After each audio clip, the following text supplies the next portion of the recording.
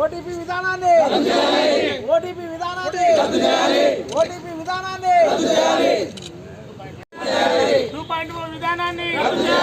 2.0 విధానాన్ని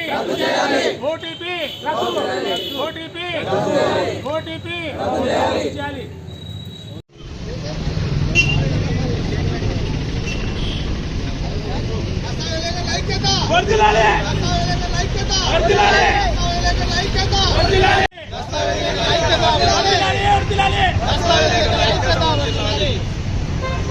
అర్జో అంతేనా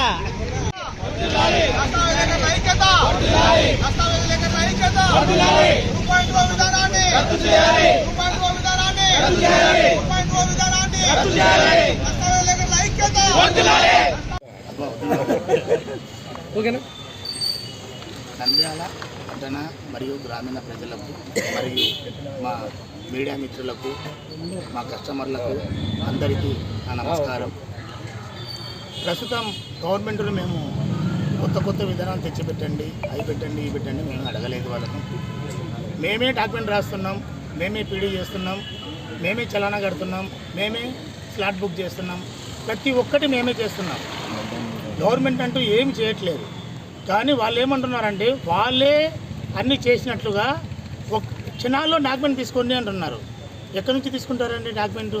మేమే చేయకపోతే మీరు కొత్త విధానాల్లో ఏం పాటించాల్సిన అవసరం లేదు. ఉన్న సాఫ్ట్వేర్ను దాన్ని కొంచెం ఇంప్లిమెంటేషన్ చేసి దాని కొంచెం స్పీడ్ పెంచితే మాకు బాగుంటుంది, ప్రజలకు బాగుంటుంది. ఓటీపీ కొట్టిన ఒక గంట కానీ అక్కడికి పోవట్లేదు, ఏమి ఒక గంట కానీ పోవట్లేదు. ప్లస్ ఇంకొకటి ఏంటంటే ఓటీపీ రాకపోతే ఇక్కడ స్లాట్ బుక్ కాదు. స్లాట్ బుక్ కాకపోతే మళ్ళీ అది క్యాన్సిల్ అయిపోతుంది. క్యాన్సిల్ అయిపోయిన తర్వాత యూజర్ మళ్ళీ కట్టాలి, స్టాంప్ డ్యూటీ మళ్ళీ కట్టాలి, ఫీజు మళ్ళీ కట్టాలి, మళ్ళీ 600 రూపాయలు ఎక్స్ట్రా ప్రతి ఒక్క కస్టమర్కి పడుతుంది. కాబట్టి దయచేసి ప్రభుత్వం వారు ఇవన్నీ గమనించి ప్రజలకు మాకు అందరికీ న్యాయం చేయమని కోరుతున్నాను. ఆంధ్ర రాష్ట్ర ప్రజలందరికీ పేరు పేరున అందరికీ నేను నమస్కారం తెలుపుకుంటున్నాను. నేను నంద్యాల జిల్లా దస్తావేజ్ లేఖర్ల సంఘం యొక్క ప్రెసిడెంట్ని. రాష్ట్ర ప్రభుత్వం రిజిస్ట్రేషన్ ప్రక్రియలో చేపడుతున్నటువంటి 2.0 విధానంలో ప్రస్తుతం కొత్తగా ఓటీపీ విధానాన్ని పెట్టడం జరిగింది.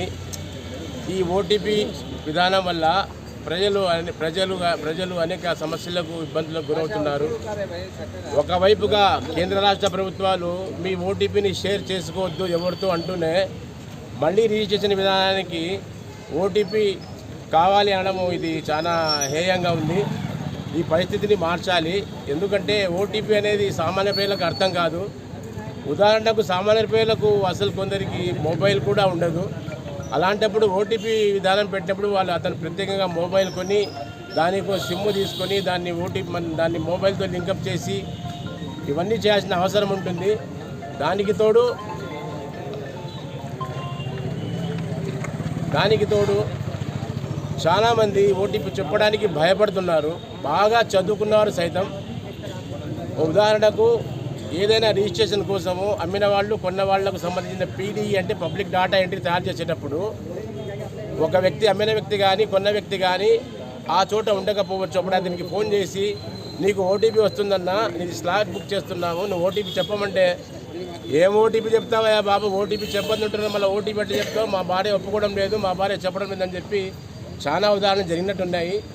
అది కాక ఈ ఓటీపీ విధానంతో పాటు గతంలో ప్రైవేట్ ఎంటిటీస్ ఒక ప్రక్రియ ఉండేది. దస్తావేజ్ రిజిస్ట్రేషన్కు ఆఫీసుకు రాని వాళ్ళ కోసము ఆ ప్రక్రియ ఉండేది. దాన్ని కూడా తీసివేయడం జరిగింది. అందువల్ల వృద్ధులు, పేషెంట్స్ రిజిస్టర్ ఆఫీస్కు చేరుకునే వాళ్ళకి చాలా ఇబ్బందిగా ఉంది. ఆ ప్రక్రియను కూడా మళ్ళీ మొదలెట్టాలని మేము కోరుకుంటున్నాము. ఇంకో విషయం ఏంటంటే రిజిస్ట్రేషన్ వ్యవహారాల్లో దొరికినటువంటి సాంకేతిక పరమైన తప్పులు వాటిని సరిదిద్దుకోవడానికి ఎడిట్ ఇండెక్స్ అనే ప్రక్రియను కూడా ప్రభుత్వం దూరంగా పెట్టింది. దీనివల్ల ఎన్నో రిజిస్ట్రేషన్లు ఆగిపోయి ప్రభుత్వానికి రావాల్సిన రెవెన్యూకు గండి పడుతుంది.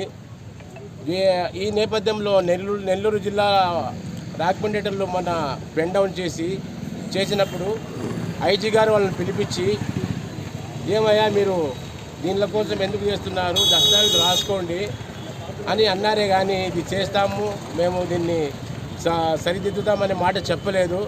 అది కాక ఆయన నేరుగా డైరెక్ట్గా దీనికి సంబంధించిన సాఫ్ట్ ఇంజనీర్ని కలవండి అన్నాడు కానీ ఆయన తరఫు నుంచి ఎటువంటి సహకారం లభించలేదని వాళ్ళు నెల్లూరు వాళ్ళు మళ్ళీ పెండౌన్ మొదలుపెట్టారు. రేపటి నుంచి రాష్ట్ర వ్యాప్తంగా కూడా రాష్ట్రంలోని దస్తవేజ్ లేఖలందరూ పెండౌన్ చేస్తున్నారు. మేము నంద్యాల జిల్లా తరఫున ముందస్తుగా ఈ రోజు నుంచే పెండౌన్ చేస్తున్నాము. కాబట్టి ప్రభుత్వం సంధించి ముఖ్యంగా మన గౌరవనీయులు నారా చంద్రబాబు నాయుడు గారు ఈ విషయాన్ని పరిశీలనకు తీసుకొని ఎక్కడ ఏ లోపం ఉంది, దేన్ని సరిచేయాలి, ఎందుకంటే ప్రస్తుతం ఉన్న పరిస్థితుల్లో రాష్ట్ర ప్రభుత్వానికి రెవెన్యూ ఎంత అవసరమో ఇదంతా మీకు అందరికీ తెలుసు.